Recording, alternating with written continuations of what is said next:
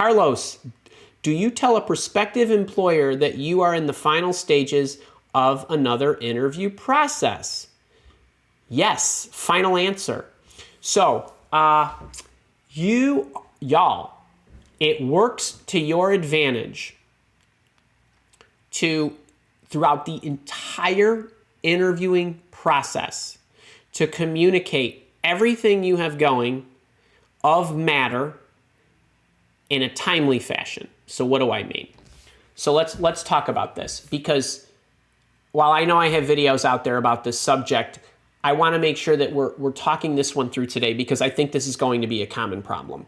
Because 11 million jobs are open in the U.S. Carlos, I'm not sure where you are, but you know what I'm saying. Like the world right now is in hire mode, and there's a lot of open positions, not just in the U.S. but across the world. And yes, there are pockets that are hurting, but that is like that every day of all time. There will always be somebody zigging and somebody zagging.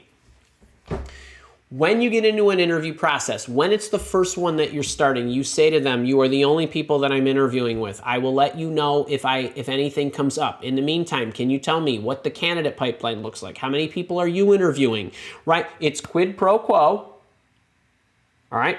Now, a week or two goes by. You're in the interviewing process with company one. Company two surfaces. When you go to company two, you say, I'm interviewing with company one. I interviewed with the recruiter. I'm going to be interviewing with the hiring official next week. It's for this position with this company. Great. You go back to the hiring company one. You want to say, hey, I wanted to let you know.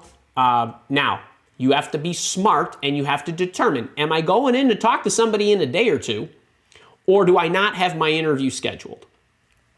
If you just start something, the next interaction, I stress the word interaction, you have with company one, you let company one know you now have company two on the hook.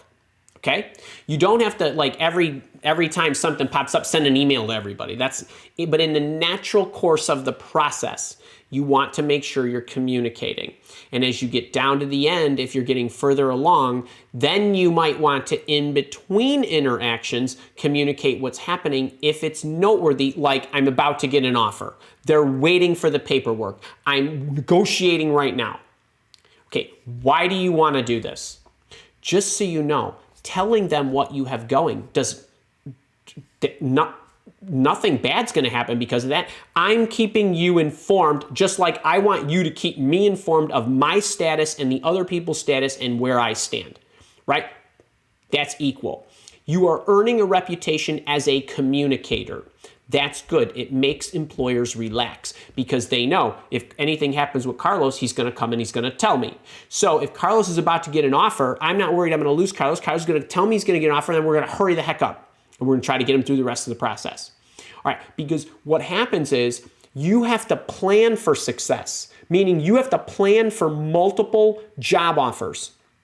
Okay, because when you get down to the end, what's going to happen? You're going to ask me, Carlos is going to say, well, hey, Andy, I got 3 offers coming. What do I tell these companies? I'm going to say, well, there's, 9 different combinations of things I would say to each one of them, depending on the sequence in who's your favorite, which one's coming first, is number 1 coming first, is number 3 coming first, and everything you say is going to be dependent on what you want to happen. What did I get done saying? What's the thing here about focus on what you want to happen, not what you don't want to happen. So if I want this one to go through, I'm going to have to go to that one and say, okay, you're my lead pony. Hey, I like you. These folks are going to make me an offer. Is there a chance we can expedite this? Right? Kind of thing. You're going to have to go through all that, which I'm not going to go through right now. But my point is, by communicating along the way, you will have earned a reputation as a communicator, and what else will you do? If you need to request additional time, and let's say company 2 is not caught up with company 1, company 2 is going to say, that Carlos kept us informed and we knew this was a possibility, so now it's coming to fruition, so we need to hurry the heck up. Carlos, hang on, we'll get everybody on board on Monday. You come in, we'll do a round of interviews, and we'll know, kind of thing. You're going to have a greater likelihood of, how about this one? Well, hang on, I got the offer, but company 1, remember I told you I was interviewing with company 2 and 3? I just checked with them. It looks like everything's going to be wrapped up next week. Can I have the extra week I need to make sure that I go through this and so I'm making an informed decision?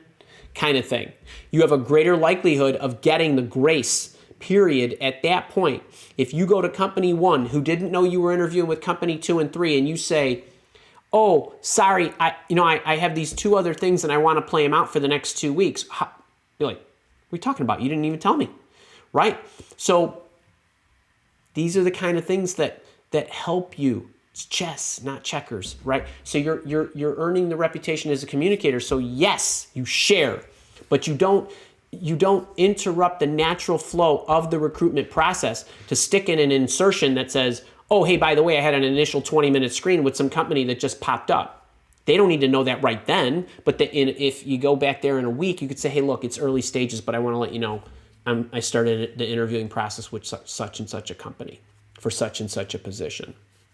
So that's how I would approach that. And Carlos, I don't know if you're in the boot camp, in my job search coaching program, but if you are, there's a whole session on how to handle all this. And it's in the negotiation section, but really, handling multiple job offers is a process that starts from the moment you apply, not the moment you get an offer. That's a great question.